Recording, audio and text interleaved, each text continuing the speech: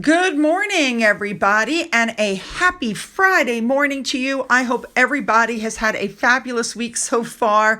I only have two stories to cover in here for you today, but they're very interesting ones. So let's jump in and cover. Let's get started. Let's go.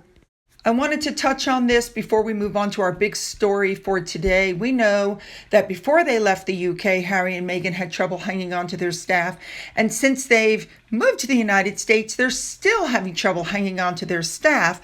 And in the last 3 weeks, they've lost 3 top executives at Simpsonville. So the total number of staff that have left them so far is 21. Keep in mind that does not include nannies who were fired and household staff. These are just people in the profile positions where we would know that they've, walked away.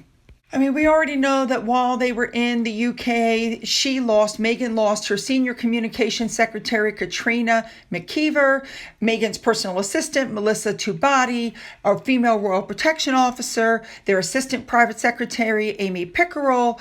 I mean, the list just goes on and on. Then they get to Archwell, and, right off the bat, they lost their chief of staff, Catherine St. Laurent. And every time, I could go through the list of people, but every time they lose somebody, they give some talk about, that we only brought them on temporarily, or this was just, for them to try it on, or, you know what I mean? They always try to come up with a reason why their staff is literally running.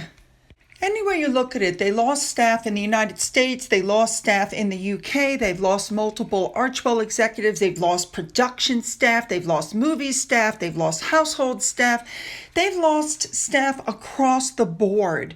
Now, we all know that Meghan's been accused of being a bully, and I mean, all I can say is I think all of this going on pretty much proves that she is. That's just not normal it's just not normal, you guys. I'm sorry. All right, moving on. The next thing I want to look at is each relationship with a member of the royal family that Meghan had and destroyed. If you can believe this, they're actually putting out now that, remember Meghan, who doesn't associate with everybody, they're saying now she's joined the neighborhood mahjong group and has been seen stopping to speak to locals in the street. So I guess she's trying to work on her, I don't know, she's trying to get people to like her. But what they're really saying is that Meghan keeps burning bridges behind her. When you look at the way she was treated and the way she treated the different members of the royal family, it's quite shocking. So let's cover that. Meghan did say in her engagement interview that the royal family was wonderful to her, but we know that one of the things that happened where their relationship took a turn for the worst was when Meghan said to Catherine, "Oh, I forgot my lip gloss. Can I use your lip gloss?" Before they had their first, Fab Four thing at the Royal Foundation Summit in 2018. No, I don't lend my lip gloss to people. What if the person you're lending it to has herpes or cold sores of the mouth? Sometimes it's there even if you can't see it. So then you rub it on your lips and then you hand it back, or you do it with your finger, which might be dirty. I mean, that's just disgusting. Then there was the way Charlotte was treated and the whole making Catherine cry thing at the bridesmaid dress fitting. Now, people want to say it was the other way around. Sorry, it was not. I think we all know Meghan's perpetual victimhood type at this point, and Catherine. It's absolutely true that Meghan made Catherine cry. I also think there's a big problem there because, after all, we've all covered how Charlotte was bullied at the wedding. She had to be walked back down the aisle separately from the other kids because Jessica Maroney's children were bullying her at Meghan's behest. And then you've got William. When Harry and Meghan started dating, a lot of Harry's old friends went to William and said, listen, he's moving too fast with this girl. So when William tried to sit down with Harry, pointing out the fact that he knew Catherine for 8 years before he proposed and he should slow down a little, Harry instead took offense. Harry then went running to Meghan like the little, bitch that he is. And the two of them agreed that they were both the victims of racism and that William was a snob. So the wedding went ahead. We are already aware that there were multiple issues before the wedding.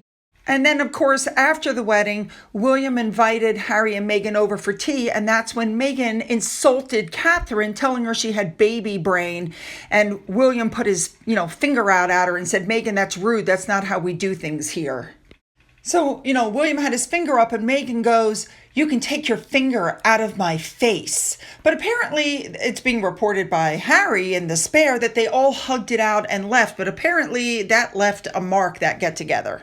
We also the footage of Meghan trying to get William's attention as they were leaving church, and William was just fussing with his scarf, doing his best to ignore Meghan because it was very obvious he did not want to engage with her at all. And then things reached a real new low when William and Harry had their physical altercation over Harry and Meghan's treatment of staff. And when it turned physical, William kicked Harry's ass. I love it. So what's the next thing Meghan did? Well, she just decided that when Princess Eugenie had her wedding to Jack Brooksbank, and the wedding, by the way, had to be pushed back because of Meghan and Harry, Meghan decided that that would be the perfect time to announce her own spotlight-grabbing news and announce that she was pregnant. Now, most people know that you just don't do that on a bride's big day. That's stealing the thunder from the bride. It's rude, it's wrong, and she knows that. And Meghan really put her foot in it when she decided that that was the ideal moment to announce that she and Harry were pregnant. I mean, that right there did it for Fergie. Let me tell you, she wanted nothing more to do with her. And you can't really blame her. I'm really surprised that Eugenie's friendship with Meghan supposedly survived after that, because that was like the rudest thing she could do. How about when Meghan crapped on Charles? Not only did Charles walk Meghan down the aisle when her own father couldn't attend the ceremony due to his heart attack, he supported their move to Frogmore. Charles paid out tens of thousands of pounds on fixtures and fittings for their home so that they could get away from William and Catherine at Kensington Palace. We all know how that went. But Charles was very hurt by Meghan and Harry's tell-all interview with Oprah in 2021. Charles financially supported them when they left for the United States as well. So her crapping on Charles was just not a good thing to do.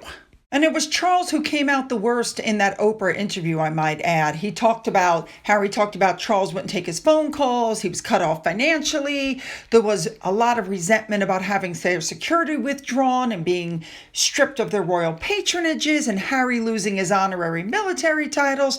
And things were not better when the Queen died, because it was Charles who told Harry, Meghan is not to come here.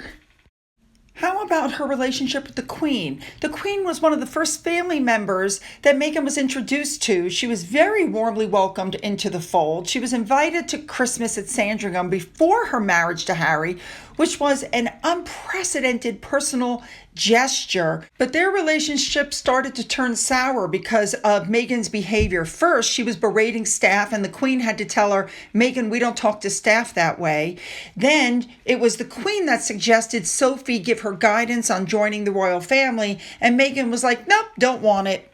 But I think Tiara Gate is one of the things that really got her, because she, the Queen, offered Meghan access to the tiaras and supposedly allowed her to try them on. And, Angela Kelly was there and they were in a private room, and, Meghan wanted one tiara and she was told no because it had already been reserved for Eugenie. Well, something went wrong, because then Meghan tried to arrange a fitting with Kelly, who didn't like the way she was being spoken to by Harry and Meghan, because maybe Meghan was accustomed to ordering people around, but not when it came to Kelly, who was a confidant and close friend of the Queen. The Queen was also unimpressed with the white bridal dress, seeing how this was her second wedding, and on the day of the wedding, the Queen's stern look when she's looking at Meghan spoke volumes. She was also very sad and hurt by the Oprah show. The final slap in the face for the Queen was when Harry and Meghan stole her pet name, and the Queen was so upset that it's being reported, she said, and I'm quoting, I don't own the palaces, I don't own the paintings, the only thing I own is my own name, and now they've taken that. I wonder how the daughter's going to feel about that after she grows up and realizes that her great-grandmother didn't want her to have her name. Now, just as an FYI, we know that the Queen still invited Harry and Meghan to her Platinum Jubilee. The Queen did not see them, or they were not pictured with them once. But they did take the daughter to meet the Queen. And of course, Meghan wanted a picture with the Queen. And the Queen visited with them, but refused to allow the photograph to be taken because she was smart enough to know what Meghan would do with that picture. And that was, by the way, the last time the Queen would ever meet Meghan, because she died just a few months later. Now, I'm not going to cover what she did to Camilla. I'm not going to cover what she did to Sophie. There's so many other family members that she crapped on through the time, because as you guys I've told you guys a gazillion times before, and Meghan likes to play the perpetual victim. Everything is somebody else's fault, never hers. They should be bowing to her and giving to her. And when they don't, she spun it on them. Well, all right, you guys know what to do. Leave those comments, make them good. Hit the like and the subscribe and the thumbs up button to help me with my algorithm. Then go down into the description box where you'll find the link to video number 2. Follow me over. Let's go.